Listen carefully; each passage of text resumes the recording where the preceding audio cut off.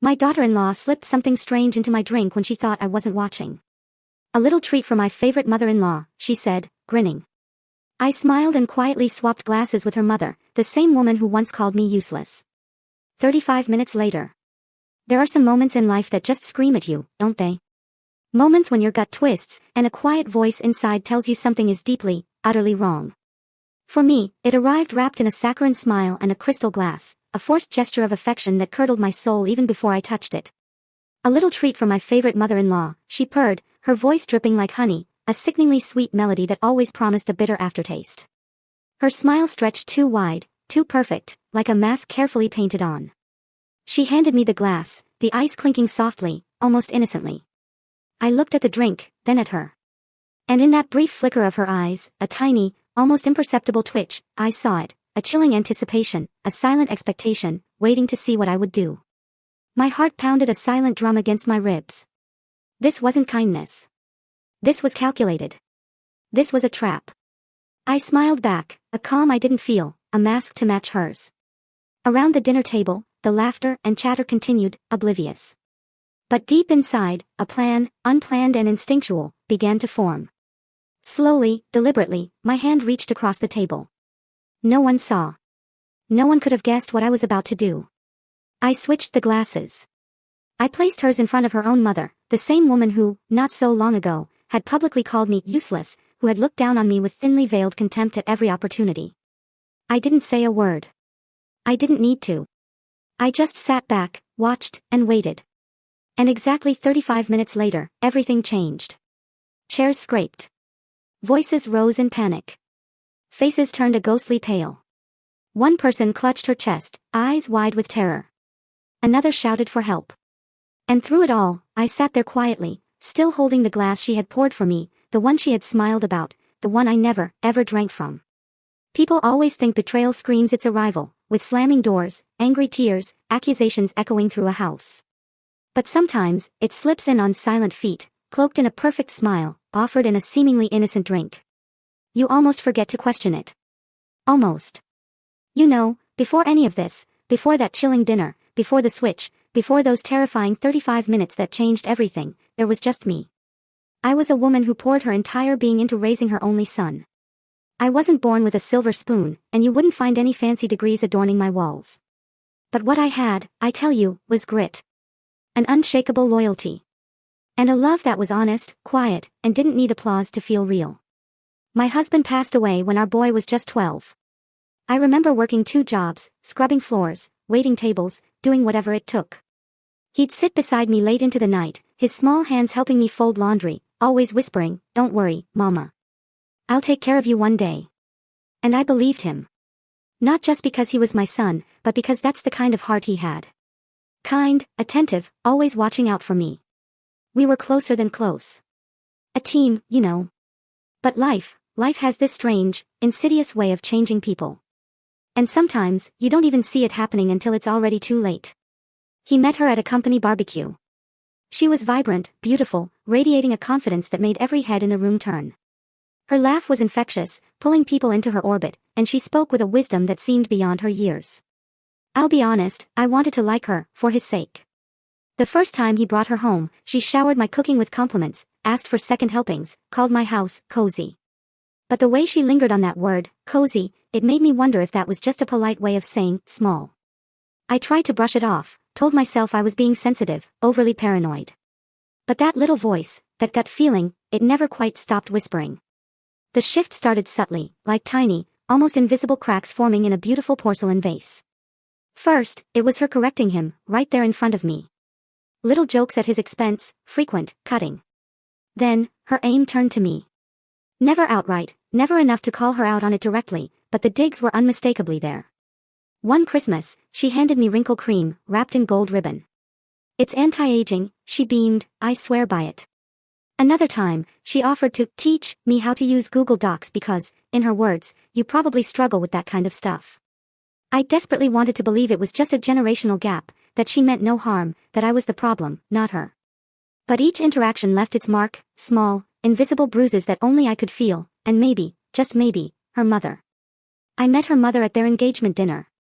She arrived in a car that probably cost more than my entire house, sweeping into the room like royalty.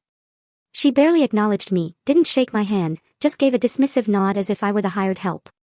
During dinner, she leaned across the table, not even bothering to lower her voice, and asked my son, in front of everyone, "So, are you sure about this? I mean, are you really ready to marry someone with such a humble background?" The entire room fell silent. My son, God bless him, laughed nervously and tried to brush it off. I swallowed hard, kept my smile fixed. But in that moment, something inside me didn't break from pain, it hardened with a chilling realization: this wasn't an accident. She wasn't just rude, she was intentional. Every word, every glance, a calculated strike. The wedding came too fast. Her mother took over almost all the planning. I was given a seat, a dress code, but no voice, no space. I kept telling myself, it's their day, not mine. But that didn't stop the ache, the feeling of being pushed to the periphery of my own son's life. On the day of the ceremony, I arrived early. I watched her mother float through the room like she owned it. And I watched my son, my boy, look at his bride with that same blend of awe and nervousness he used to have when he brought home his spelling tests, eager for my approval. And I knew, then and there, I was losing him. Marriage changes things, and that's natural, right? But what came next, what followed after the wedding, it wasn't natural. It was a cold, quiet, gradual exile. My invitations to family dinners stopped. Texts went unanswered. Holidays became complicated, strained.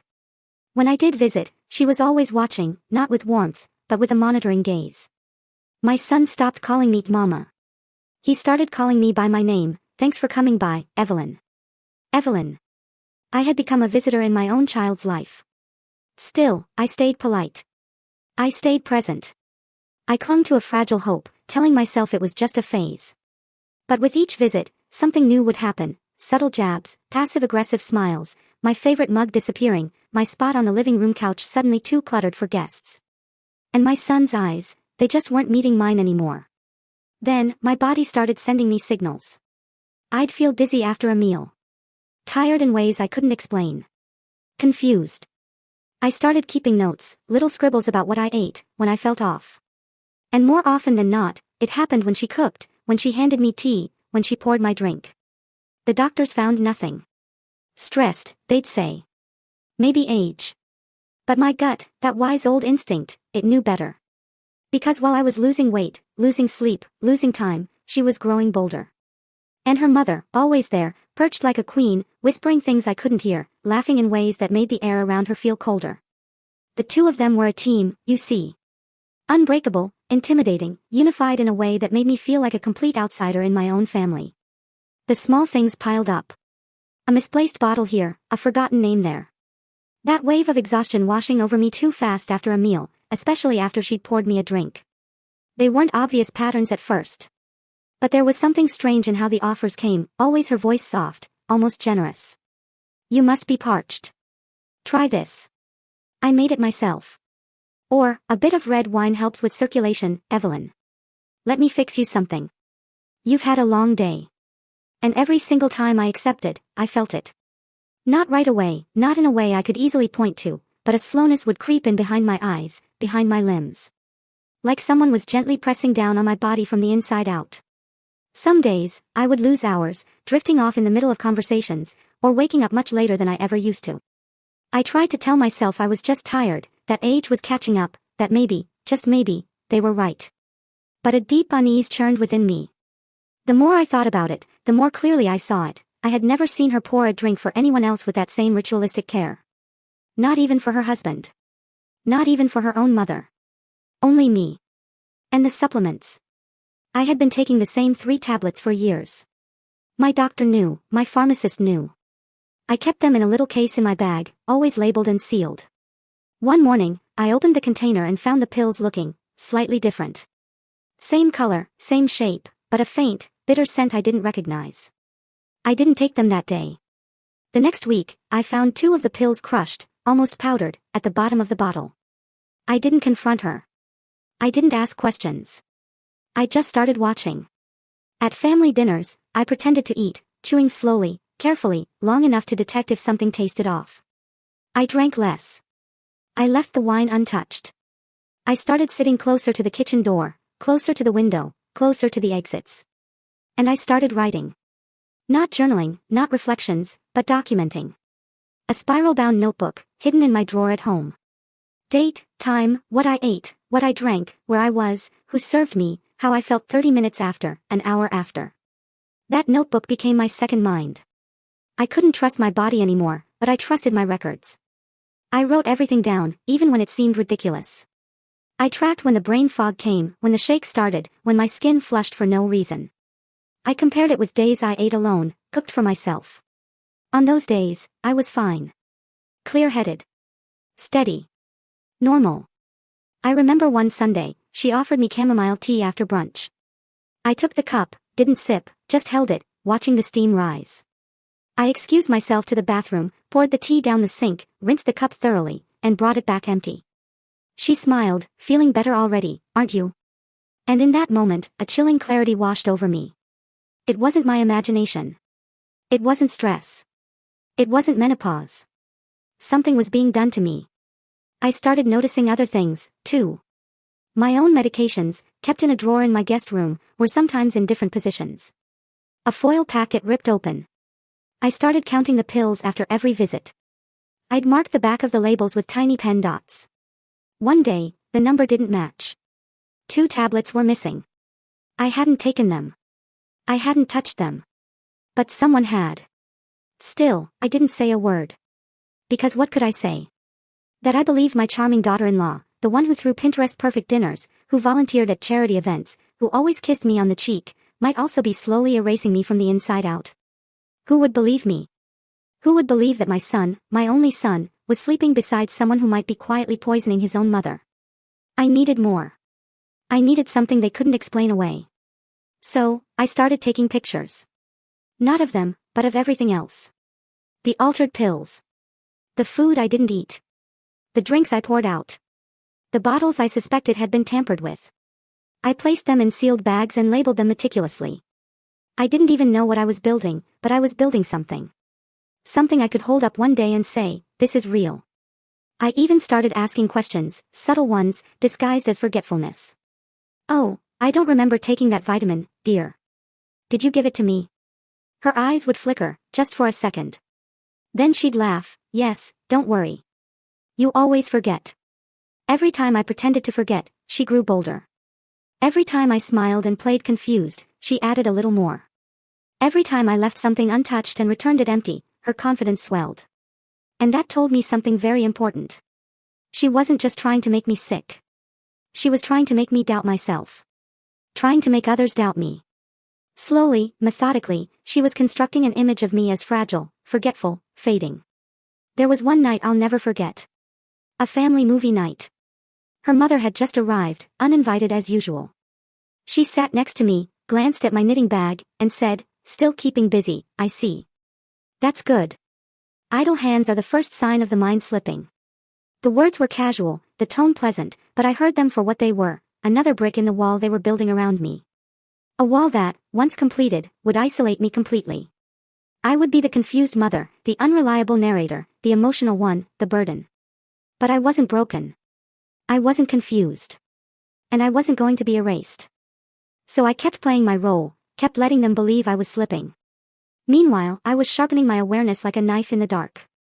I quietly contacted an old friend of my husband's who worked in forensics. I asked him questions he didn't understand, told him I was writing a book about elder abuse, just to keep things safe. I was preparing for something. I didn't know what, but I knew that sooner or later, they'd cross a line. A visible one. A line I could trace back to them in broad daylight. And when that moment came, I'd be ready. Because no one, not her mother, not even my own son, would see it coming. The invitation arrived by text. Casual. Bright. Too many exclamation points. We're hosting dinner this Saturday. Just close family. Can't wait to see you, Evelyn. I stared at it for a long time. I knew what these dinners were truly about. Not family, not warmth. They were about display. About control. About ensuring I stayed in the small, silent, agreeable box they'd built for me. I didn't reply right away. I waited until the next morning, then typed a simple, looking forward to it. No emojis. No warmth. Just the kind of answer they were used to from me by now. Predictable. Harmless. But I wasn't coming empty-handed. That evening, I brought more than just my purse. I brought my records. My suspicions. My stillness. My silence. The house was immaculate, as always. Too perfect. Every napkin folded identically, every fork aligned like a soldier. Her mother was already there, perched at the kitchen island as if it were a throne, swirling a glass of red wine, making mental notes about the ambience. I greeted them both with the kind of smile I'd perfected over the last year, warm on the outside, hollow underneath. My son gave me a side hug, distracted. She kissed my cheek. Her mother offered a compliment that felt more like a warning. You look well, Evelyn. Much better than last time. Must be all the rest you're getting. I simply nodded and placed the dessert I'd brought, an apple crisp, her least favorite, on the counter. I knew she wouldn't touch it. Dinner began as all their gatherings did, forced laughter, stiff small talk. Her mother droned on about real estate. She talked about renovations. My son sat quietly, occasionally glancing at his phone. I took small bites, careful to eat only what I served myself. Then it happened. After the plates had been cleared, she stood and announced, I've made something special for tonight, just for you, Evelyn. She said it like it was a gift, like I should be honored. She turned toward the bar cart, preparing drinks with a practiced elegance, ice clinking, citrus slices, stirring with delicate care. My eyes followed every single movement. When she returned, she handed me a tall glass, filled, clear, with a pale pink tint and something floating in it, rosemary, maybe, or mint. She placed it directly in front of me and smiled. This one's special for you. My own recipe. You're going to love it. I met her eyes. And I smiled back. A different kind of smile. One I hadn't used in a very long time. Not warm. Not grateful. Just, still. Thank you, dear, I said, lifting the glass, but not drinking. I set it back down. I glanced at my son. He didn't look up. I waited for a moment of distraction, a tiny pause in their perfectly orchestrated rhythm. And when it came, when her mother stood to adjust the thermostat and she turned to follow, I acted. Calm. Quiet. I reached forward, took her mother's identical glass, and swapped them. My glass for hers. Seamless. Effortless. No one noticed. No one ever did. The glasses sat there as if nothing had changed. But everything had. I returned to my seat, folded my hands in my lap, and waited. No fear. Just quiet clarity. I watched her mother sip, gracefully, greedily, as she always did. I watched my daughter-in-law glance at me, then glance at the glass. I smiled again. This time, I saw the flicker of confusion behind her eyes. Small, subtle, but it was there. And inside my mind, I spoke the words I couldn't say aloud, if I'm wrong, nothing happens. If I'm right, we'll all see. 35 minutes.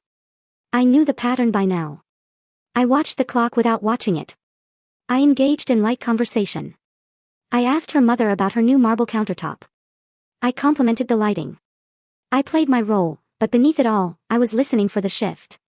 The first sign came as a pause in her mother's sentence. She was mid-sentence describing her wine cellar remodel when she suddenly blinked twice and touched her forehead. She tried to continue, but her voice slurred just enough that my son finally looked up. Then she cleared her throat, laughed, waved it off. Must be the wine, she said, though she'd only had half a glass. Her daughter leaned forward slightly, her smile not quite reaching her eyes. Another 5 minutes passed. Her mother's face flushed a deep red. She reached for her water, her hand trembling. My son stood. Are you okay? He asked. She nodded quickly, too quickly, then said something about the room spinning. Her words didn't line up. They tumbled over each other like marbles down a stair. Then came the final moment, the one I'd been waiting for. Her mother's hand gripped the table hard, knuckles white. She looked at me. Not at her daughter. Not at her son-in-law. At me. And I looked back. I didn't move. I didn't speak. I didn't flinch. I just held her gaze while the panic slowly bloomed in her eyes. She stood suddenly, or tried to. The chair scraped back. She stumbled sideways and knocked over her glass. My son rushed to her.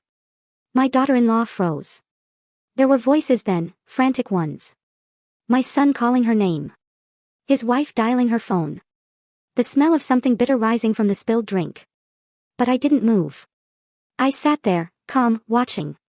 The way I had watched for months. The way I had learned to wait. Her mother clutched her stomach first, one hand, then both, as if something inside was curling tight. Her shoulders hunched inward. She blinked rapidly. Her wine glass slipped from her grip and hit the table, wobbling. She mumbled something no one could understand. Her daughter was the first to react. Half standing, half restrained. "Mom," she said, not loud, just sharp, controlled concern. Not panic. Not yet. I stayed seated, hands folded in my lap, watching, because I had seen this play before. I just hadn't been the audience. Her mother coughed once, twice, a loud, dry, hoarse sound. Then she gripped the edge of the table and pulled herself up slowly, only to wobble and drop back into the chair.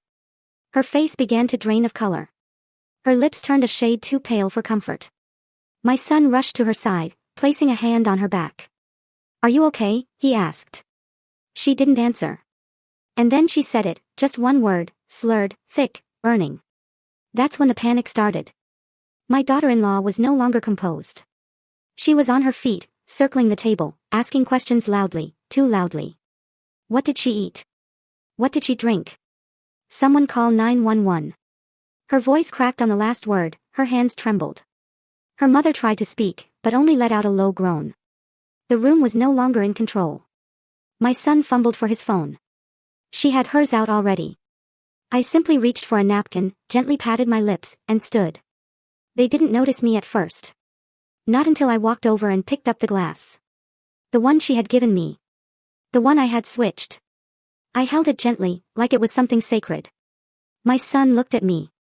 "Mom, what are you doing?" I met his eyes and said plainly, "This is the drink she gave me." His mouth opened slightly, confused. My daughter-in-law turned quickly, her eyes locked onto the glass in my hand. That's when her panic sharpened, shifted, morphed from worry to something else, something primal, desperate. "Wait, no, that's not." She started, but stopped herself. I tilted the glass slightly, watching the light catch the surface of the liquid. "I didn't touch it," I said quietly.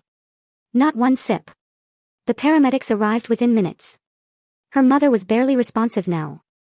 They laid her flat, inserted N4, asked questions. What did she eat? What medications does she take? Did anyone see her ingest anything unusual? I answered with precision. Every item served. Who made what? The timing. The switch.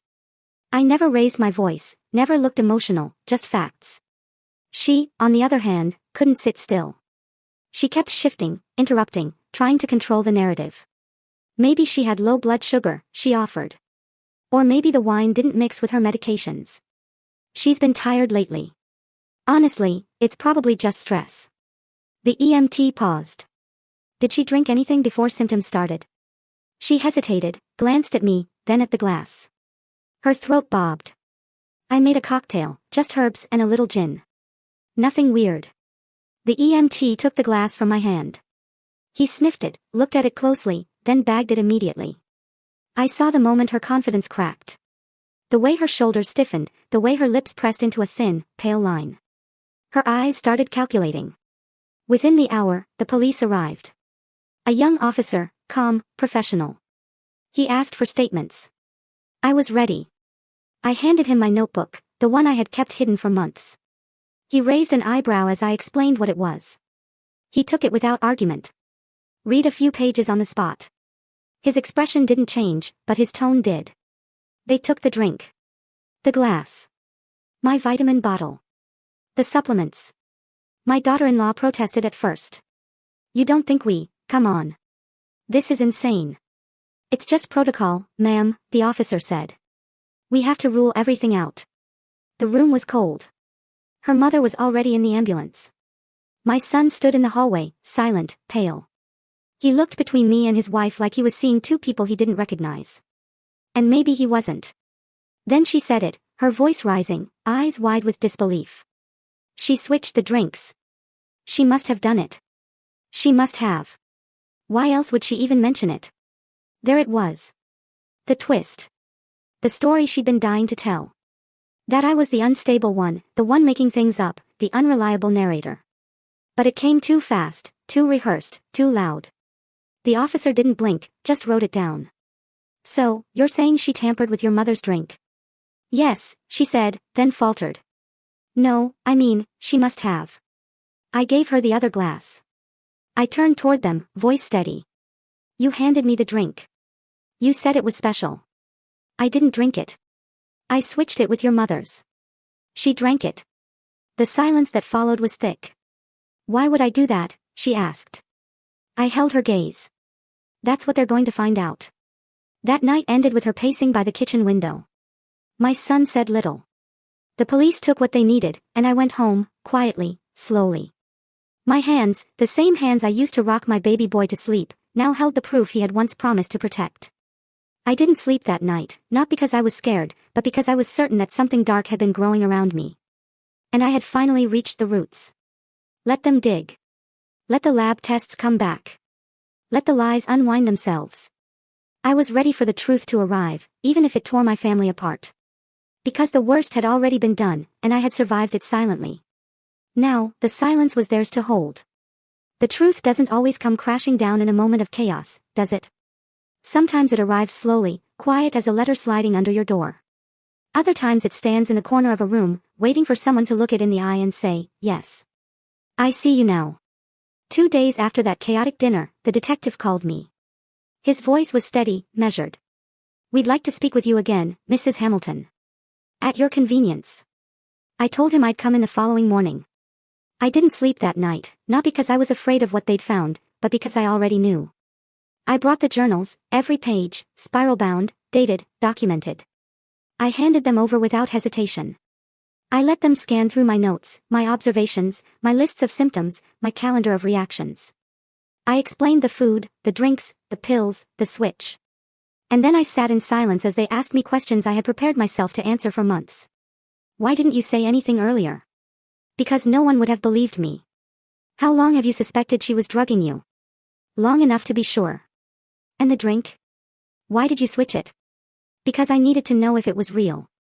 Or if I was losing myself, like they wanted me to believe. They listened, took notes, asked for permission to test the remaining pills in the bottle I had brought. I gave it, happily. The toxicology results came back in less than a week. The drink, the one intended for me, contained a benzodiazepine derivative. A sedative. One often prescribed for anxiety or insomnia.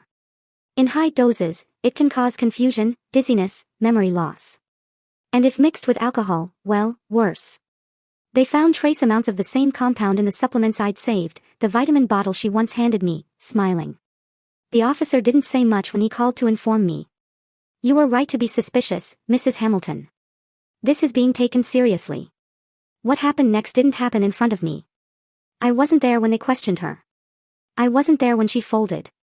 When the polished daughter-in-law, who curated that perfect image, finally cracked under the weight of her own lies. But I read the report. She confessed. Not all at once, but in pieces.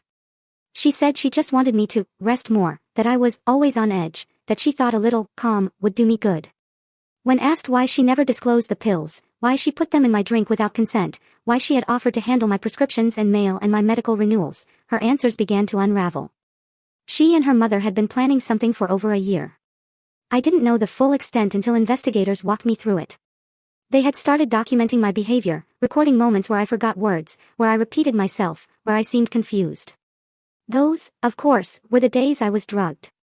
They had carefully collected these instances, preparing a case to petition for guardianship. Not for my benefit. But for control. Control of what? Of my husband's estate. The retirement properties. The vintage cars he left in my name. The antique collection. The trust funds we had built over decades together. I hadn't touched much of it after he passed, but they had. There were emails, messages, records of meetings with lawyers. Her mother had suggested I might need assisted living soon, that I'd shown signs of cognitive decline. That perhaps it was time for a family member to help manage my assets. It wasn't about helping me. It was about removing me. Legally. Permanently. Quietly. They didn't want me gone, not exactly. They wanted me silenced, tucked away somewhere with soft walls and a nurse. Somewhere they could visit once a month and bring flowers, pretending to be the loving caretakers while systematically draining everything my husband and I had built with our bare hands. My son, he claimed he didn't know. And maybe he didn't. Maybe he believed her when she said I was slipping. Maybe it was easier to believe I was fading than to admit the woman he married was orchestrating my disappearance in plain sight. When they confronted him with the evidence, the pills, the journals, the confession, he didn't speak for nearly 5 minutes. The detective told me he cried. Not for her. But for what he let happen. And her mother. She recovered after a short hospital stay. When they informed her of what was found in the drink, she denied everything. Claimed I poisoned her, tried to flip the story. But the lab results didn't lie. She hadn't been poisoned by a stranger. She had swallowed the very plan she helped design. Charges were filed. They're still in the system now, under review, under appeal. Legal wheels turn slowly. But I don't need the outcome to validate what I know in my bones. They try to erase me. Gently. Elegantly. With small doses. With carefully crafted conversations. With smiles that masked their hunger. But they forgot something about me. I've lived through war. Through childbirth. Through grief. Through building a home from nothing but raw hands and strong will. I've buried friends, raised a son, paid off a mortgage, and still stood tall when my husband died in his sleep next to me. You don't quietly erase a woman like that. You don't underestimate her memory. Her patience. Her love for the truth. You don't write her off as fragile and expect her to fold. They had a plan, and I had time. They had secrets, and I had a notebook. They had control, until the moment I chose to take it back. And when I did, I didn't raise my voice. I didn't scream. I didn't throw a fit. I just lifted the glass that was meant to erase me, and let someone else drink the lie they poured. That was my justice, and the beginning of their undoing. He came to my house 2 days after the report broke. No warning. No text. Just showed up on my porch, holding his keys in one hand and a folded paper in the other. He looked smaller than I remembered, like a boy who had outgrown his armor. I opened the door, but didn't say a word. I didn't need to. He stepped inside, sat where his father used to sit, rubbed his palms against his jeans like he was trying to warm up something frozen inside of him. Then he spoke. She didn't mean to hurt you, Mom. You have to believe that. I didn't answer right away. I just looked at him, really looked at him, and for the first time, I couldn't recognize the child I raised in the man sitting before me. He went on, said it was a misunderstanding, that she thought I was struggling, that maybe she got overwhelmed, that she panicked, that it was never about the money, never about the estate, never about removing me. And I listened. I listened to every single word, because I needed to know if any of them sounded like truth, or if they were just echoes of the same lie she had been feeding him for years. When he finished, he looked at me like he expected forgiveness, or maybe permission, or a way out. And all I said was, she drugged me, Matthew. His face fell, like he thought I wouldn't say it out loud. Like the reality of it still hadn't reached the part of him that needed to face it. She didn't mean to, he repeated. And then I stood up, walked slowly to the fireplace where his baby photo still sat on the mantel. His little feet dangling over the edge of a tiny red wagon, his hand clutching my thumb like it was the whole world. I picked up that frame and turned it around, face down. He watched me do it. His lips parted, but no words came. I told him I wasn't angry. Not anymore. Just tired. Tired of begging to be believed. Tired of sitting at dinner tables where poison wore perfume. Tired of smiling at people who would rather see me buried than bold. I said, sometimes love blinds us, and sometimes love forgets us. He didn't respond. He just stared at the floor, like he might find forgiveness written in the grain of the wood. But it wasn't there. When he finally stood to leave, he hesitated at the door. Will you come to the hearing? He asked. I shook my head. No. I've already lived it. He left without hugging me, without looking back. And I stood at the window, watching his car disappear down the street that once brought him home for Christmas. The street I used to shovel so he could ride his bike.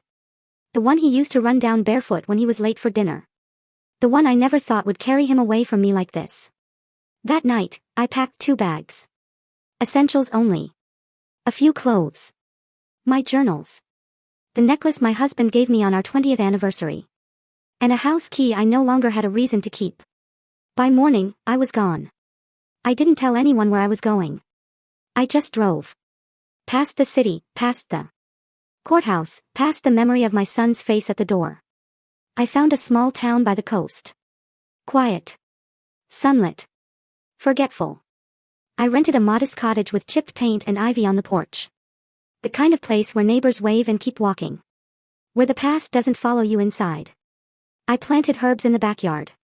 Basil. Rosemary. Every time I watered them, I thought about the drink she made me. And every time I saw them grow, I remembered that I survived it. I found peace in the simplest things. Warm bread. Radio. The sound of rain against the tin roof. I found strength in silence. Real silence. Not the kind I used to bite down on, but the kind that held me like a mother. A silence that didn't ask for performance, or explanations, or apologies. I didn't block my son's number, but I didn't answer his messages either. He texted once every few weeks. Mostly short things. Thinking of you. Hope you're okay. I'm sorry. But not once did he say he believed me. Not once did he say he left her. So, I stayed gone. Because forgiveness isn't always a door you open. Sometimes it's a door you close gently and walk away from, with the key still in your pocket. I still had a lot to do, though. The first thing was calling my lawyer.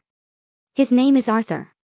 He'd been with our family since my husband and I bought our first home, knew us when we had nothing, when we fought over who would wash dishes and how we'd afford braces for Matthew.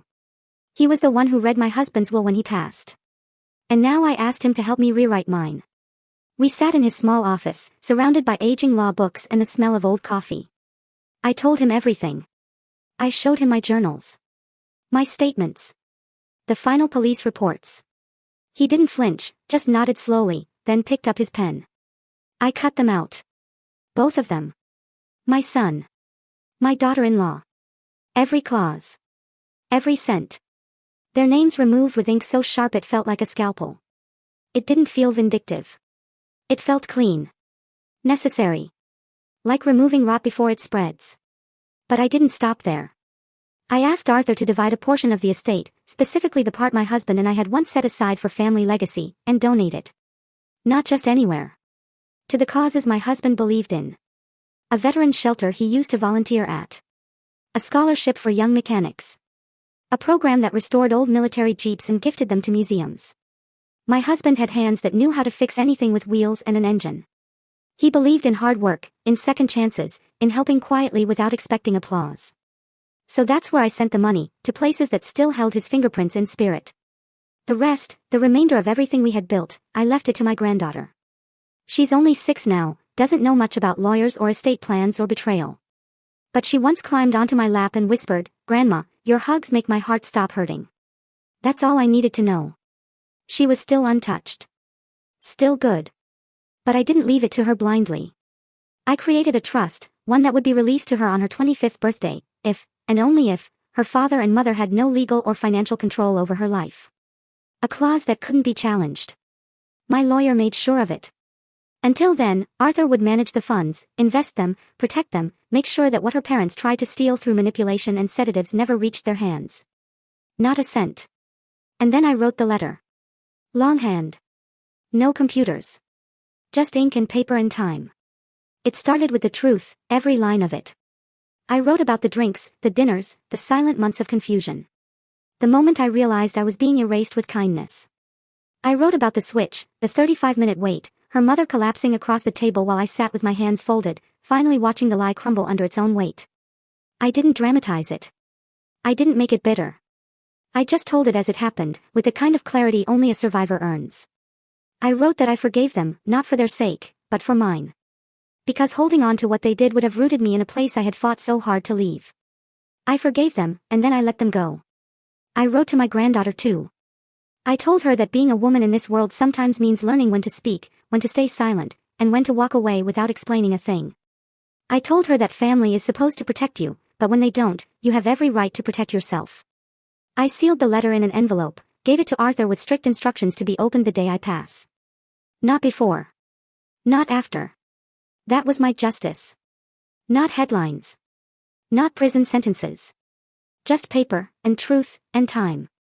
No one would know until it was too late for them to undo it. And when the day comes, years from now, and they open the envelope, expecting something soft, something sentimental, they'll find instead the entire story they buried, staring back at them in my handwriting. That's the thing about silent revenge. It doesn't scream. It waits. It outlives the lies. It survives the spin. It sits quietly in a drawer, knowing that one day the truth will arrive wearing my voice, and there won't be a single thing they can do to stop it. And in that moment, whether I'm still breathing or just a photograph on a mantle, they'll know I never needed to shout to win. Time passes, whether you chase it or not. Whether you're ready or not. Whether you're broken, healing, or standing perfectly still. 3 years slipped by quietly, just seasons changing outside my cottage window. Birds coming and going. Waves crashing like clockwork. And slowly, gently, the ache I carried started to dissolve. Not because it stopped hurting, but because I finally stopped needing it to make sense. I found rhythm in the ordinary. I started volunteering at a small community center, not far from my new home. Nothing fancy, just a 2-room building tucked between a pharmacy and a diner, but it had warmth. Real warmth. We held free art classes for kids on weekends. Soup nights on Thursdays. Book swaps. Grocery drives. I'd sit and listen to people's stories, help fill out forms for food stamps or housing support, teach the elderly how to use email. And no one there knew me as her mother-in-law, or his mother, or the woman who almost lost everything over a cocktail. I was just Miss N. They didn't know my past, and I didn't volunteer it. I wasn't hiding. I had simply outgrown the need to be seen through the lens of pain. I had other things to do. But life has a way of circling back, doesn't it? Truth has its own timeline. And one day, it came knocking. It started as a whisper. A neighbor mentioned that a woman matching my daughter-in-law's mother's description had been admitted to a private care facility a few towns over. Failing kidneys. Chronic confusion. Some said early dementia, some said stress-related collapse. No visitors. Just silence. I didn't gloat. I didn't dance in satisfaction. I just poured myself a cup of tea and sat by the window for a long time. Because I remembered something my husband once told me, back when life still smelled like paint thinner and fresh wood.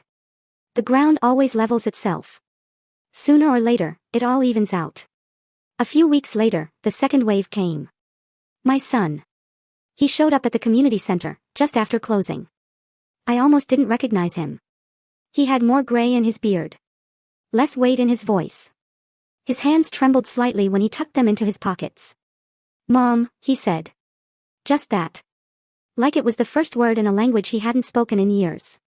I didn't rush to hug him. I didn't collapse into tears. I just nodded once, quietly, and gestured to a bench outside.